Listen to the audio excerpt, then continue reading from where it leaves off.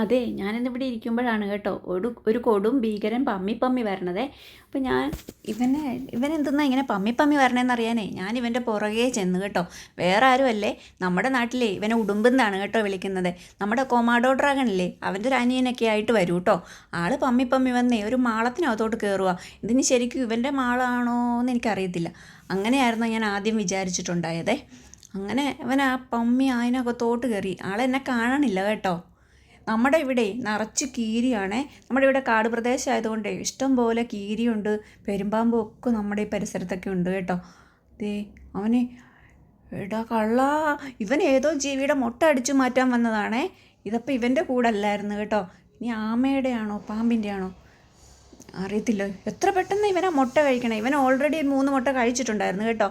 അപ്പം എനിക്ക് വീഡിയോ പിടിക്കാൻ പറ്റിയിട്ടുണ്ടായിരുന്നില്ല. എടാ ദുഷ്ടാ, നീ ഏത് പാവത്തിൻ്റെ മുട്ടയാടാ നീ കഴിച്ചേ.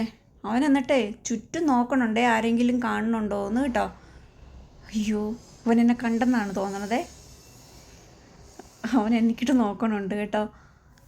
അതെ, കണ്ട് അയ്യോ എന്നെ കണ്ട് അവൻ പോകുവാണേ. അപ്പോൾ ഇതെന്തിൻ്റെ മുട്ടയാണെന്നേ ആർക്കെങ്കിലും അറിയാമെങ്കിൽ ഒന്ന് കമൻറ്റ് ചെയ്തോ കേട്ടോ. ആമയുടെ മുട്ടയാണോ പാമ്പിൻ്റെ മുട്ടയാണോ?